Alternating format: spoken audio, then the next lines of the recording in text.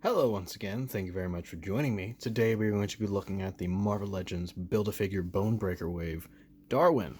Now, taking a look at the packaging first, you can see this is the standard Marvel Legends packaging, which we've come to be used to, which will then slowly be rolled out over the next couple years probably.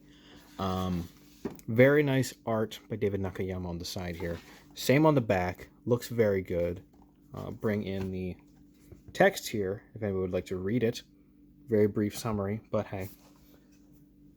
Every character is somebody's first character. Now, taking a look at Darwin himself, this is a figure that is based off of the X-Men Deadly Genesis miniseries, which stated that prior to Giant Size X-Men #1, which brought in all the X-Men that you like, there was a second team that included characters like Vulcan and Darwin, two figures who are in this wave.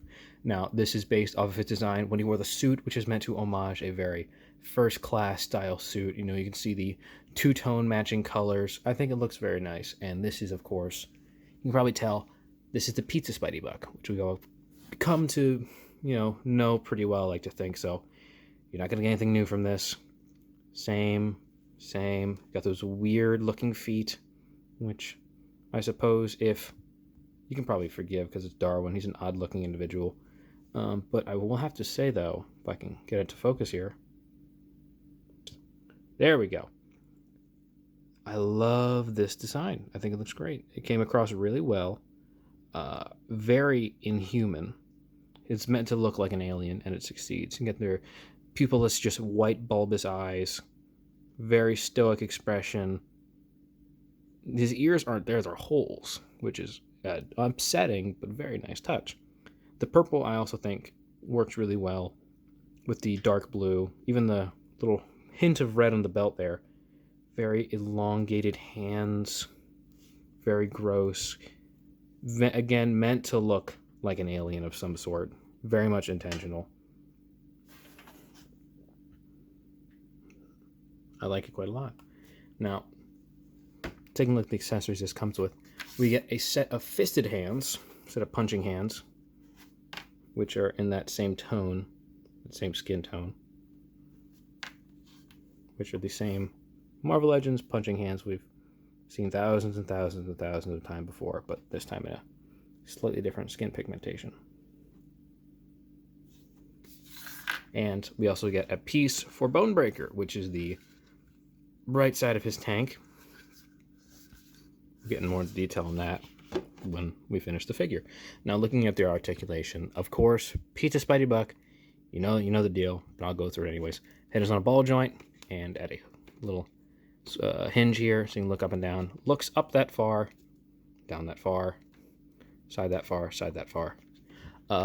Shoulders go up that high. They are on butterfly joints, so you can get them in some tighter poses, further in, further out. Not much, but something there. Again, swivel and a hinge at the shoulder, swivel at the bicep, double jointed elbows, getting pretty close there. Hinge and a swivel at the wrist. Ab crunch goes forward that far, back that far. There we go. Although it does leave a pretty nasty gap there. Forward, not very far. Swivel at the waist. The belt is not glued down, so you can move it to wherever you want. Keep it around here. Split. Not bad split. Kick forward that far. That's a pretty far kick. Not back very far. Swivel at the top of the thighs. Double jointed knees. Kick. Oh, that's a nice kick. Very solid kick. Beautiful ankle pivot here. Very nice. And a hinge that goes up that far and back that far. Now, for size comparison, I'm going to bring in the previous review of Sabretooth. Darwin is a bit shorter, but that's to be expected. This is a smaller buck, all things considered. Bring in a fellow Wavemate and also prior review of Wolverine, and as it should be, Darwin has a head on him. Wolverine should always be shorter than every figure in your collection, but that's just me. And a tease for my next review, and also fellow teammate we have Vulcan, and these two scale delightful together.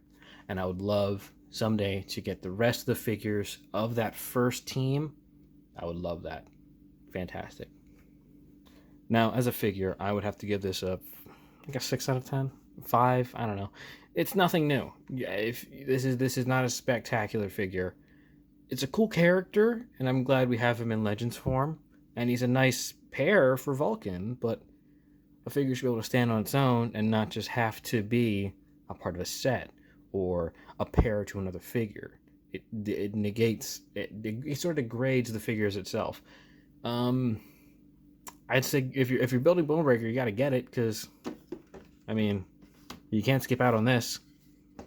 But you know, it's fine. But I would like to thank you for dropping by and for watching the video, for hopefully giving me a like, for hopefully subscribing, wink wink. If you want more of this content and if you enjoy it, you can find me at all my socials at Noam the Question, and I will see you next time when I review Vulcan. Thank you very much. Goodbye.